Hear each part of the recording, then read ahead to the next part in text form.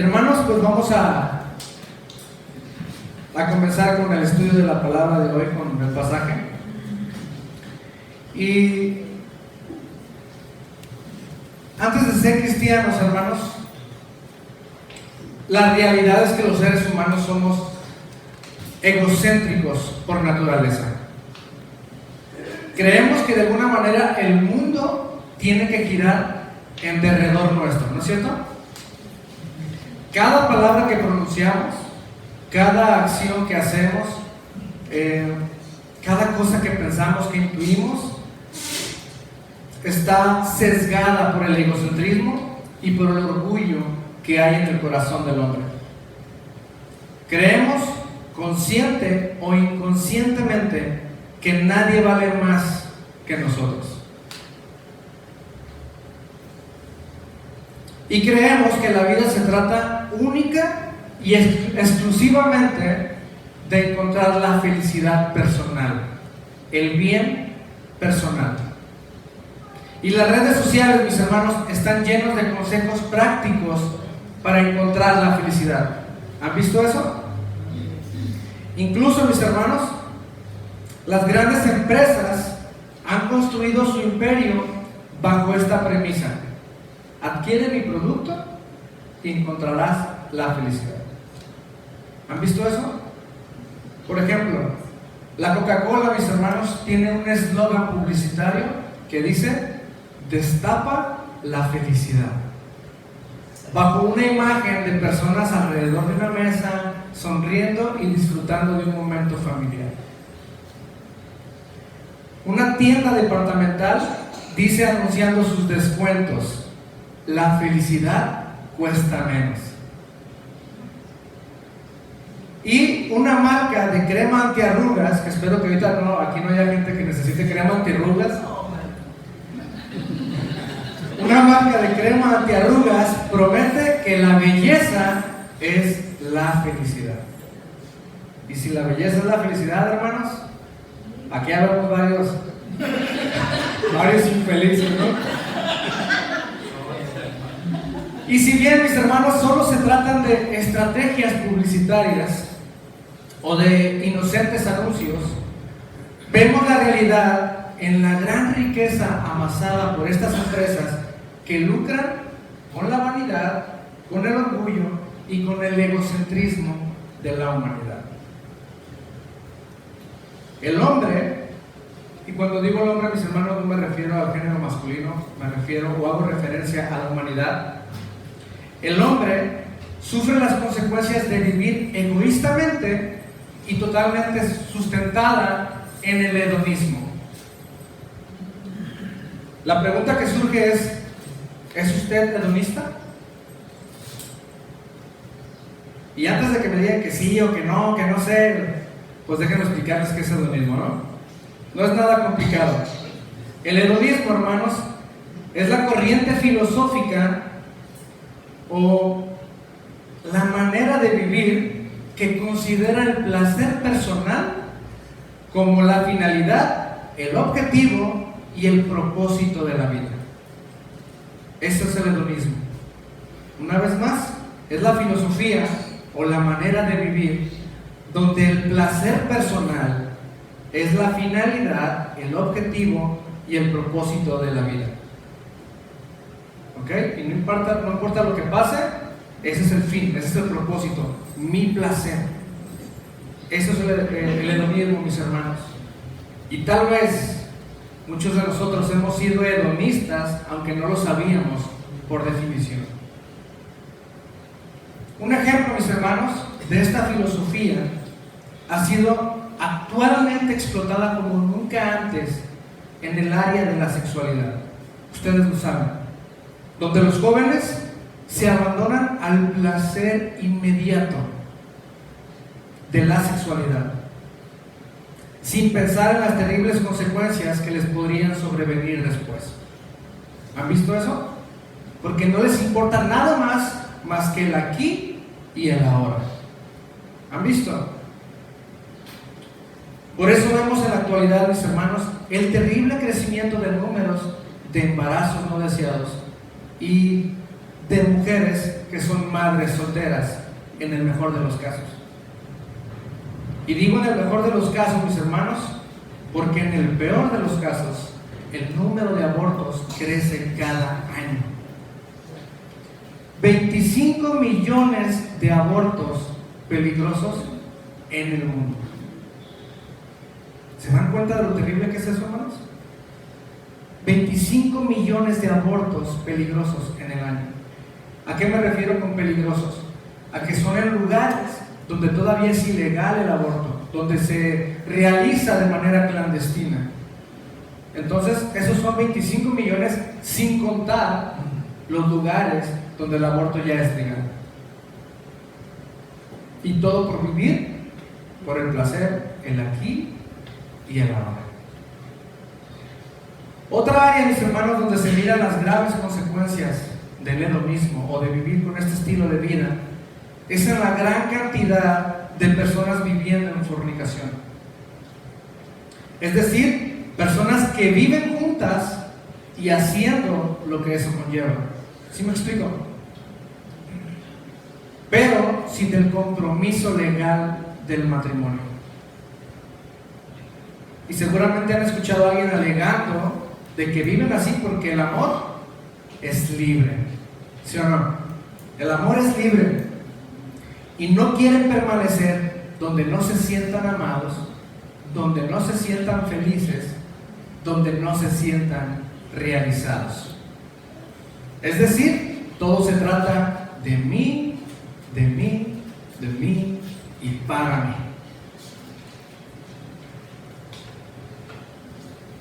Y ese egocentrismo, mis hermanos, está arraigado en el corazón del hombre. Pero mientras el mundo y sus filosofías promueven la búsqueda de felicidad a través de obtener el placer personal y egoísta, mi intención, mis hermanos, en esta mañana es llevarte a entender, a comprender, que realmente te lleves en la mente y en el corazón que Dios ha provisto la mejor manera de luchar contra el egoísmo y la felicidad efímera, pasajera, que conlleva el egoísmo en sí mismo. Y eso que Dios ha provisto se llama iglesia. ¿Amén? Y ahorita lo voy a explicar por qué.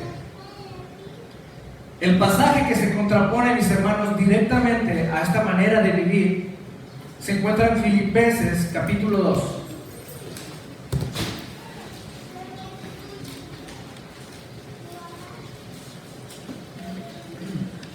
Filipenses capítulo 2, versículos 3 y 4.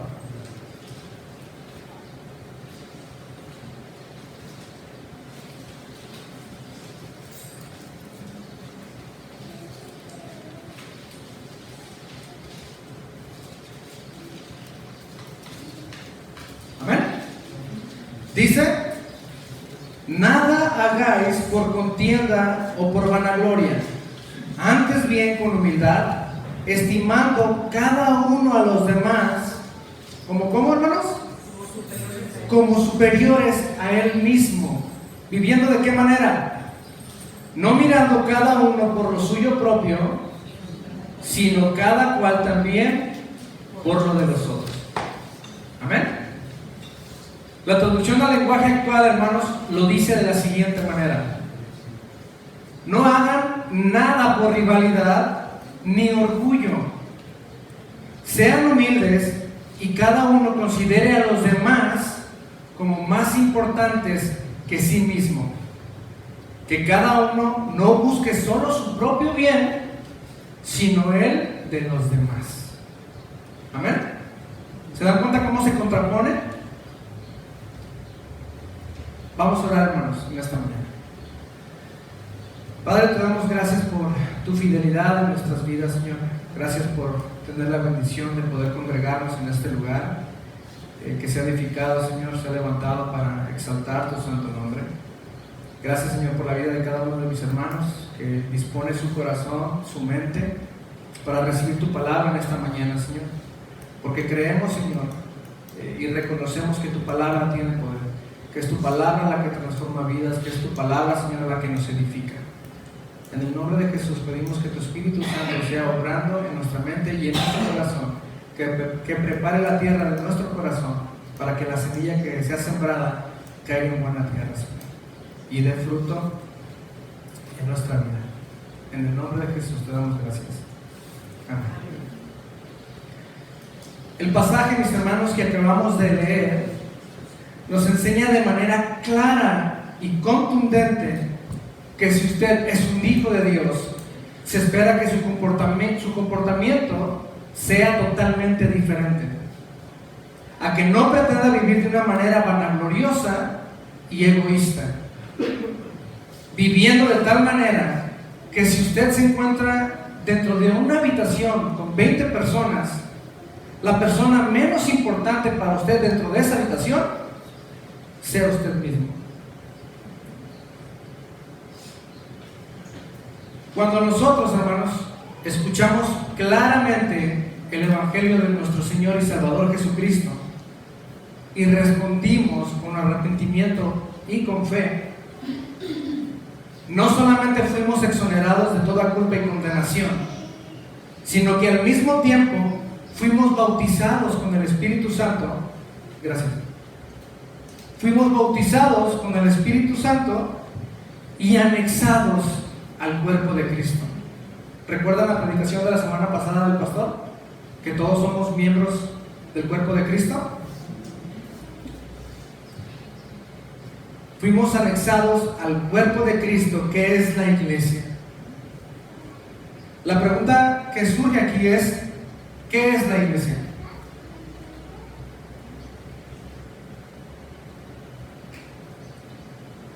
Y para responder esta pregunta, hermanos, me gustaría ver brevemente algunas ideas equivocadas de lo que algunas personas podrían considerar que es la iglesia. Así que primero vamos a ver qué no es la iglesia, ¿ok? En primer lugar, la iglesia no es el edificio, no es la construcción de piedras y cemento. Eso lo tenemos claro, ¿no? Aunque definitivamente este lugar que se ha edificado, que se ha levantado para adorar, para celebrar, para estudiar la palabra de Dios, es un lugar importante para nosotros, ¿no? Pero eso no es la iglesia, mis hermanos. Cuando la Biblia hace referencia a la iglesia, en realidad se refiere al grupo de cristianos genuinos. Nosotros, los creyentes, los que hemos aceptado, le hemos entregado nuestra vida a Cristo, somos el templo de Dios. Abra su Biblia, por favor, en 1 Corintios, capítulo 3, versículo 16.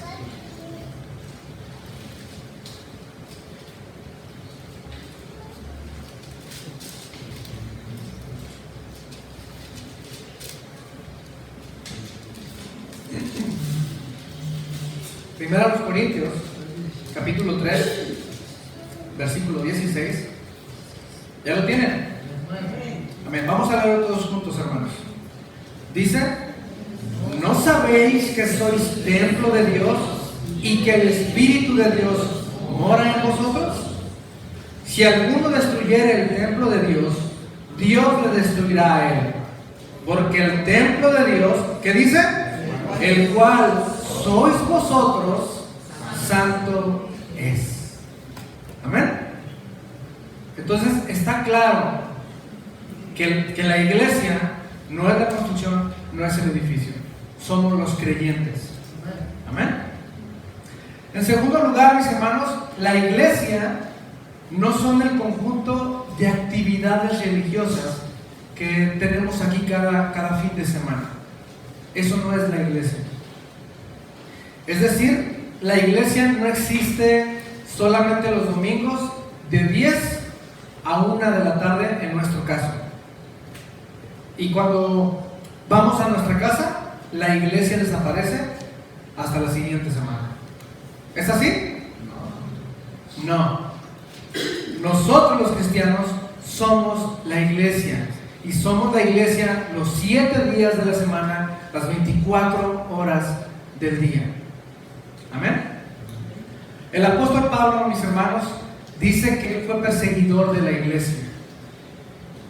Y eso no significa, mis hermanos, que el apóstol Pablo era miércoles y decía, chin, para poder perseguir a los cristianos tengo que esperarme hasta el domingo que se reúnan. Obviamente no.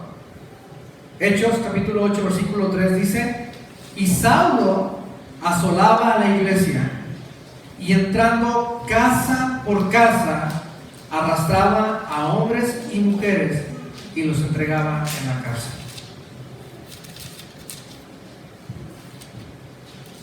Una vez más, los creyentes son la iglesia de Cristo y no las actividades o el conjunto de actividades de las actividades religiosas. Y en tercer lugar, mis hermanos, la iglesia no son sus líderes. ¿Amén? La iglesia no son sus líderes. Y este es un concepto, mis hermanos, que no siempre se cree conscientemente. Yo creo que si sorteamos y hacemos una encuesta preguntándole a los hermanos si creen que los líderes son la iglesia, obviamente la mayoría va a decir que no.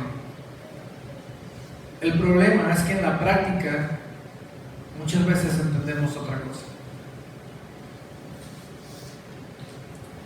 Por ejemplo, cuando hay una persona nueva, cuando llega una persona nueva a nuestra iglesia y no le han compartido el evangelio de nuestro Señor y Salvador Jesucristo, se tiende a pensar que los que tienen la responsabilidad y la obligación de compartirles el evangelio, ¿quiénes son? Los líderes. Eso es lo que se tiende a pensar. La realidad es que todos los miembros de la iglesia tenemos esa responsabilidad. ¿No es cierto? Igual, otro ejemplo, cuando uno de nuestros hermanos en Cristo está caminando, está haciendo algo que no está bien, y alguien lo tiene que rescatar de alguna manera, se piensa que los que tienen la responsabilidad y la obligación de rescatar a esa persona son los líderes de la iglesia, son los diáconos, son los pastores. Y la realidad es que todos los miembros de la iglesia tenemos esa responsabilidad. Somos miembros los unos de los otros. Amén. Algo que nos ayudaría a pensar, mis hermanos, si tenemos o pensamos en esto, o pensamos de esta manera, que los líderes son más responsables que los demás.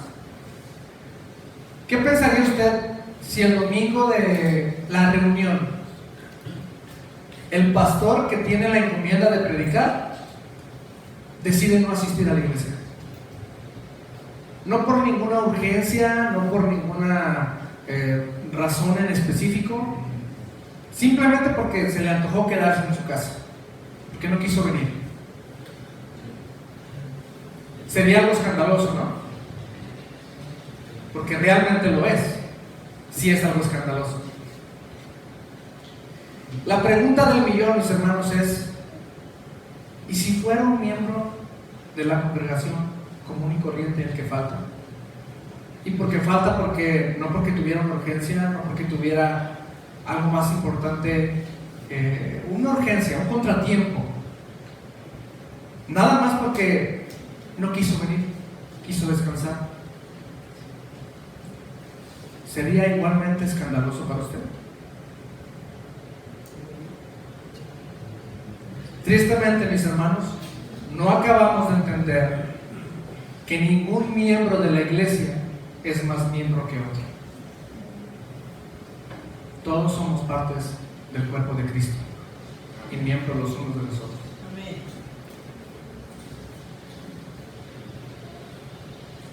De manera, mis hermanos, que podemos concluir que la iglesia no es el edificio.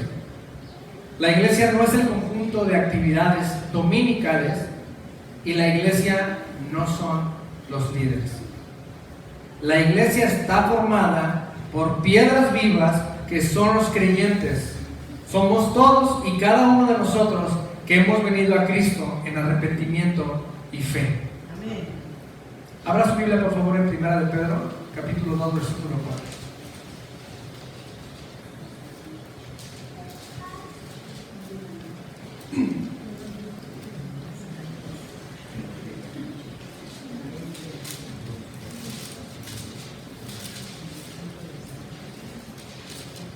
Primera de Pedro, capítulo 2, versículo 4 y 5. ¿Amén? Dice, vamos a leerlo todos juntos, por favor. Acercándoos a él, piedra viva, desechada ciertamente por los hombres, mas para Dios escogida y preciosa. Vosotros también, ¿cómo dice ahí? Como piedras vivas, sed edificados como casa espiritual y sacerdocio santo, para ofrecer sacrificios espirituales aceptables a Dios por medio de Jesucristo. Amén. La iglesia está formada por piedras vivas, que somos los creyentes, somos los que formamos el cuerpo de Cristo.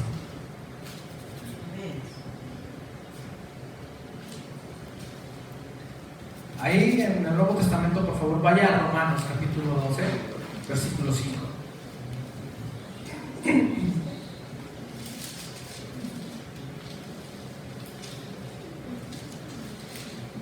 Romanos capítulo 12, versículo 5.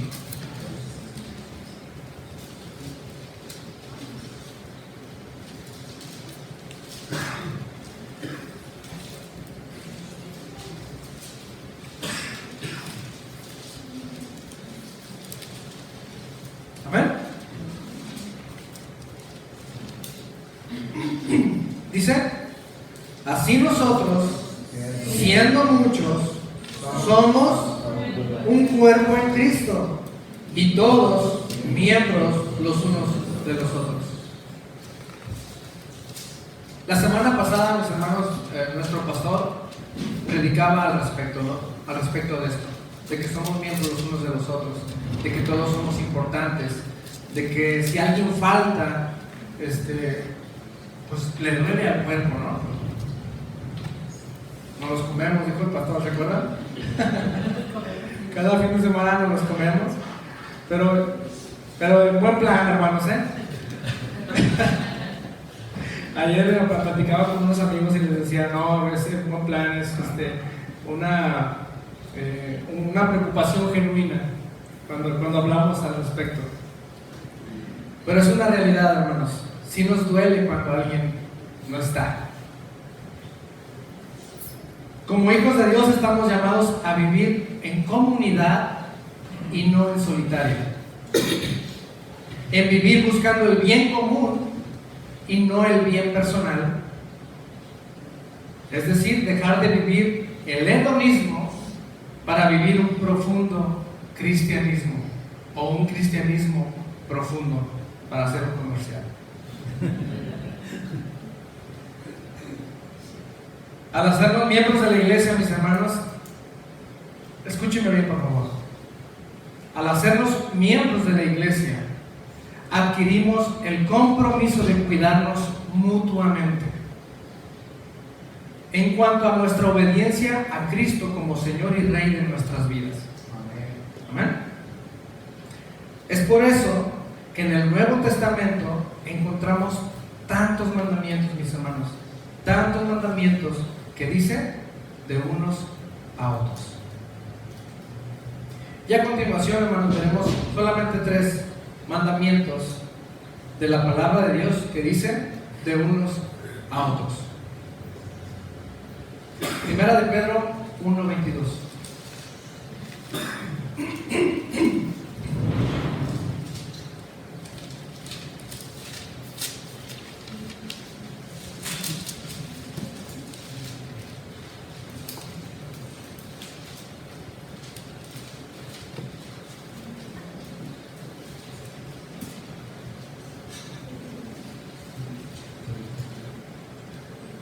Primera de Pedro 1:22. ¿Ya están ahí? Dice, habiendo purificado vuestras almas por la obediencia a la verdad mediante el Espíritu, ¿qué más? Para el amor fraternal no fingido, Amaos, ¿cómo dice? Unos a otros, entrañablemente, de corazón puro. Ámense entrañablemente unos a otros. Y aunque es una verdad, mis hermanos, que hay muchas maneras de demostrar el amor, personalmente creo que la mayor manifestación de amor, la mejor manera en la que podemos demostrar amor a alguien es dando, es dar. Amén. Nuestro Dios es ejemplo en esto, mis hermanos, porque de tal manera amó Dios al mundo que ¿qué hizo? Que ha dado, que dio a su único Hijo, para que todo aquel que crea en Él no se pierda, mas tenga vida eterna. Personalmente creo que la mejor manifestación de amor que podemos hacer es dar. Y en cuanto a esta expresión de amor, mis hermanos, a mi familia, Dios nos ha permitido estar en los dos lados de la moneda. En algunas ocasiones nos ha permitido la bendición y el privilegio de ser bendición para alguien. Pero en muchas ocasiones, hermanos, en muchas ocasiones, Dios nos ha bendecido y ha provisto a través del amor de nuestros hermanos en Cristo. Yo les he platicado, hermanos, cuando en una ocasión estábamos, mi esposa y yo, estábamos sentados en este lugar, estaba con la preocupación de que teníamos que pagar el recibo de la luz. Y estaba aquí enfrente, estaba arriba aquí de la plataforma, y uno de mis amigos, de mis hermanos en Cristo, subió conmigo. Hey, ¿cómo estás? Bien. Y me dio un sobre. Y cuando vi el sobre, vi que Dios, a través de ellos, había proveído para mi necesidad. Gloria a Dios. Por medio de un hermano en Cristo. En otra ocasión, hermanos, tenía mi carro descompuesto, estaba destartalado, y yo soy de las personas que abro el cofre nomás para fingir que voy a hacer algo, porque la verdad yo veo ahí todo y no entiendo nada. No sé ni qué hacer, le pego con las llaves, le pego así a ver si prende, pero no sé nada de eso. Bueno, resulta que tenía que comprar una pieza para nada barata, y alguien se dio cuenta, y uno de nuestros hermanos, de nuestros amigos en Cristo, nos habló y me dijo: ¿sabes qué? ¿Que tu carro está descompuesto? Sí. Ok, yo te quiero recuperar, yo te quiero dar para que arregles tu carro. Y yo, pues, qué bendición, ¿no? Gloria a Dios. Y en otra ocasión, hermanos, también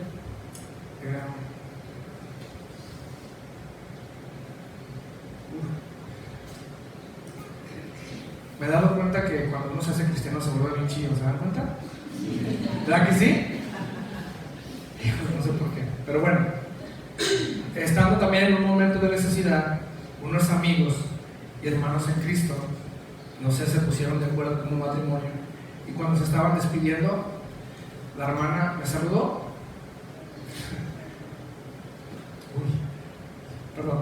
Me saludó y dejó algo en mi mano. Gracias a Dios.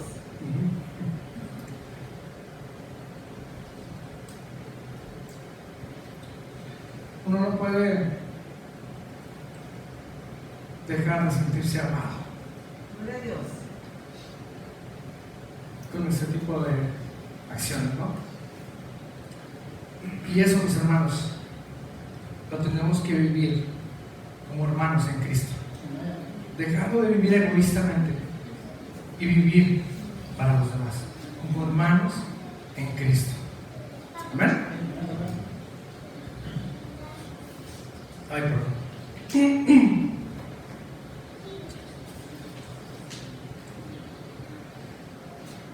No cierre su mano, mis hermanos, para bendecir a sus hermanos en Cristo.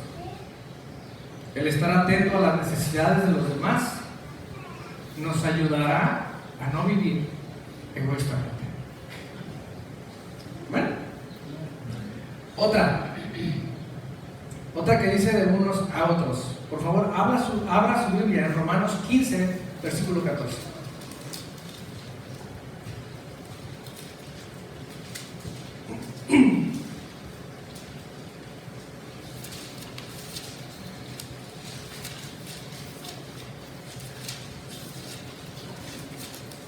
¿Ya están ahí?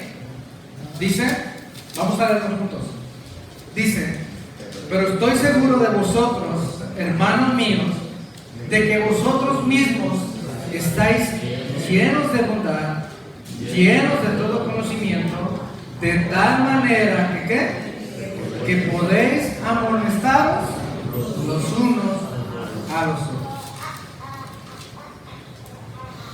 Y el apóstol Pablo, mis hermanos, sabía de lo que estaba hablando. Ustedes conocen la historia de Pedro y Pablo, ¿no? Pedro y Pablo eran hermanos y amigos inseparables. Quedaron abandonados cuando, ¿qué, hermano Felipe? Y se lo sabe, ¿verdad? Pedro y Pablo en algún momento tuvieron, no un altercado. Pablo tuvo que amonestar a Pedro. Se vio la necesidad de amonestarlo cuando Pedro estaba actuando incorrectamente. El apóstol Pedro, mis hermanos, ustedes saben que no era cualquier chalancillo, ¿no? Era alguien de autoridad. Y Pablo se atrevió a amonestarlo. Gálatas 2, versículos 11 y 12. Por favor.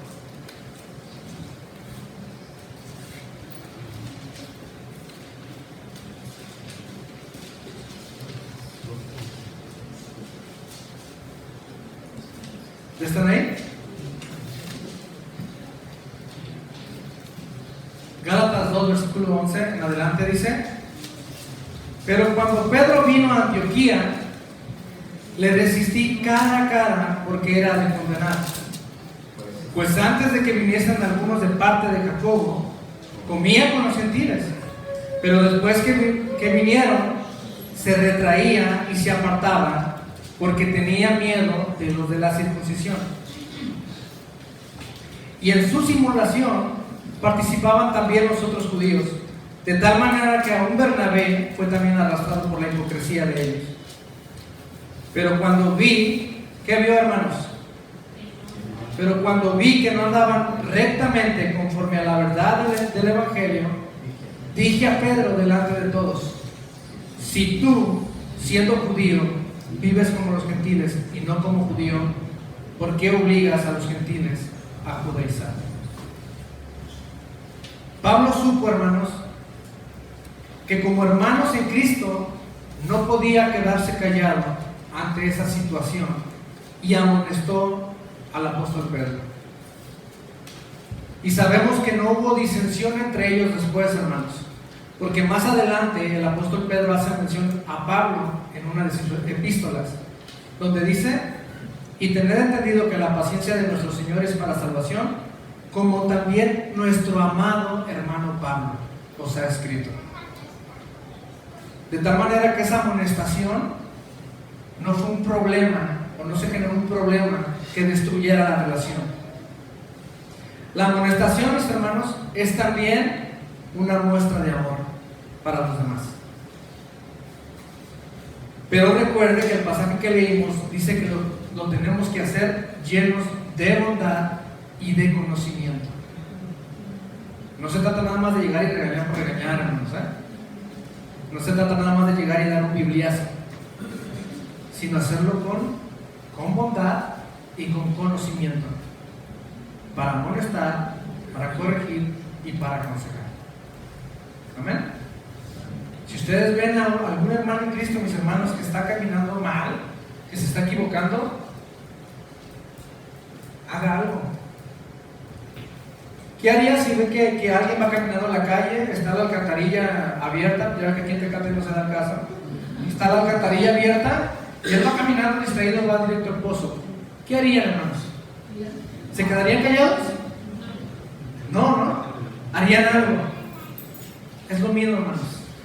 Hagan algo si ven que alguien está caminando mal, que se puede lastimar, que se puede dañar. Eso es una demostración de amor. Y la Biblia nos manda a hacerlo. Amén.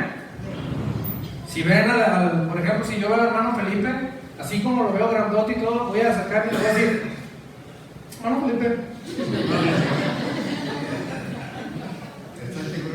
póngase la fila. No, en amor obviamente sí me acercaría y buscaría, ¿no?, la manera de hablar con él, de aconsejarle. Y también el recibir, hermanos. A veces es bien difícil recibir, ¿no?, consejos. Pero realmente nos edifica cuando alguien lo hace. El día de ayer estábamos con unos amigos, unos hermanos en Cristo, unos amigos. Pasamos un tiempo muy, muy bendecido con ellos.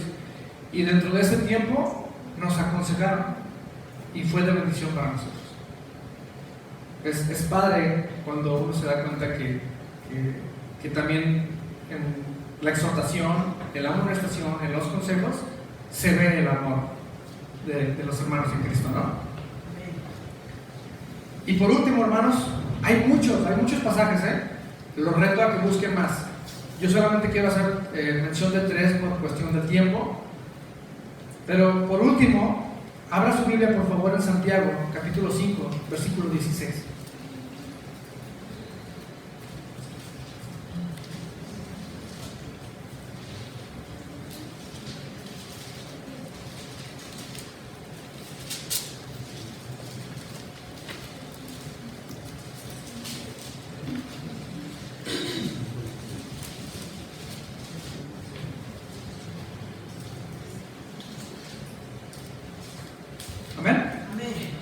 Vamos a leer todos juntos una vez más.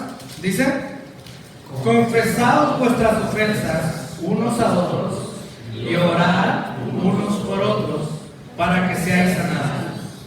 La oración eficaz del justo puede mucho. Amén. Aquí se dan cuenta, son 2 en 1. Solamente quiero enfatizar en el segundo: orad unos por otros. Y nuestro Señor Jesucristo, hermanos, es nuestro mayor ejemplo en esto.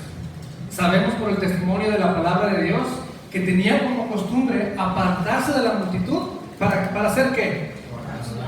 Para orar, ¿no? Para tener comunión con su Padre.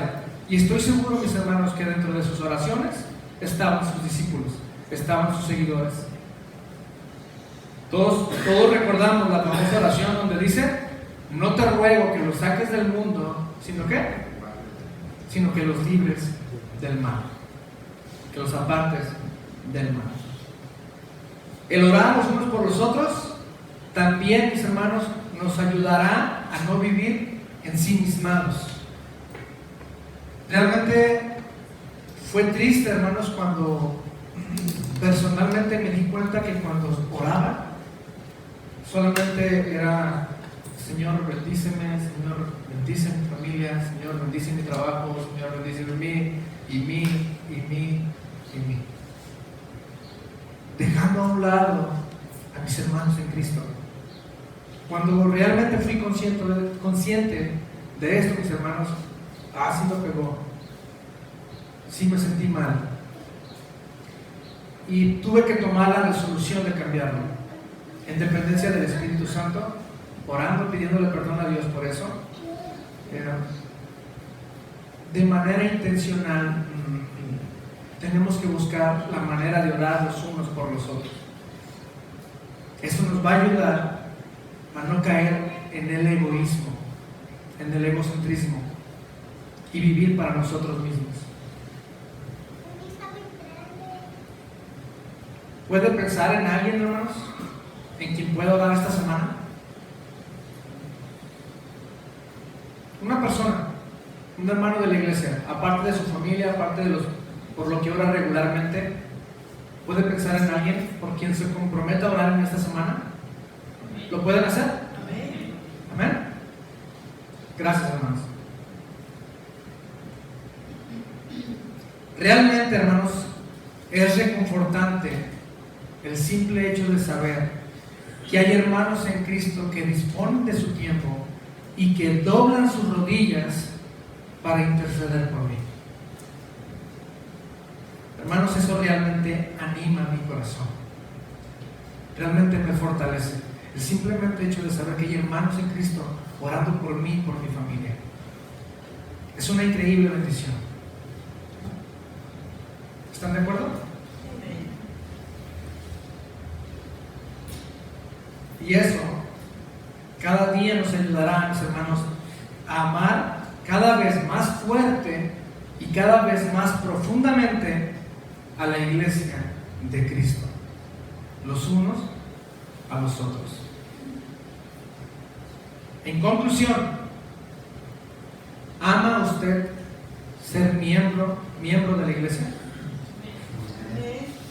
Amén. ¿Entiende que ser miembro de la iglesia le conlleva bendiciones, pero que también le conlleva responsabilidades? ¿Lo entiende? Vivamos de esa manera, hermanos, cuidándonos los unos a los otros, amándonos los unos a los otros. Esto le agrada a Dios. Ustedes saben que a Dios le agrada la obediencia. Y en su palabra nos manda a vivir los unos por los otros. Amén. Y si hay alguien, hermanos, que conocen que no es miembro de la iglesia, no tengan empacho, hermanos, en predicarle el evangelio de Cristo. En decirle que lo único que tiene que hacer para ser miembro de la iglesia es venir delante de Dios, arrepentirse de todo lo malo que alguna vez haya hecho y creer en la obra de nuestro Señor y Salvador Jesucristo, que Él murió en la cruz del Calvario para derramar su sangre, para limpiar sus pecados y que Él pudiera tener acceso delante de Dios con confianza. Y no solamente nos perdona, mis hermanos, no solamente cancela la deuda, sino que nos hace coherederos juntamente con Cristo. Nos regala la vida eterna. Amén. Vamos a de pie, hermanos, vamos a dar nuestra mañana.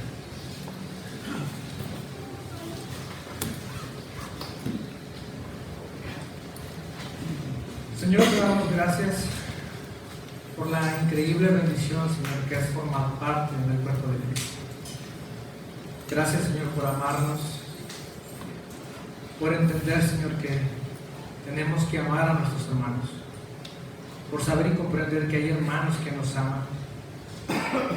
Ayúdanos a vivir, Señor, de tal manera que el amor, Señor, que se vea en nuestra iglesia impacte a nuestra comunidad. Un amor real, un amor genuino, un amor sin fingimiento, Padre. Ayúdanos, Señor. Te necesitamos, Padre, para dejar de vivir egoístamente y para poder vivir como Cristo lo hizo, Señor, sirviendo a los demás, de tal manera que se entregó a sí mismo por la iglesia. Ayúdanos, Señor, de tal manera que podamos vivir imitando a nuestro Señor y a nuestro Salvador Jesucristo. Bendice a cada uno de mis hermanos. Llévanos, Señor, guárdanos, Señor, en el hueco de tu mano y protégenos, Señor, durante toda la semana. Guárdanos, Señor, de hacer lo malo delante de tus ojos y que no olvidemos, Señor, ni por un momento, ni por un instante, que todo el tiempo estamos delante de tu presencia, Dios, y que eso nos ayude a actuar, a pensar y a vivir en consecuencia. En el nombre de Jesús te damos honra y gloria. Amén. Amén.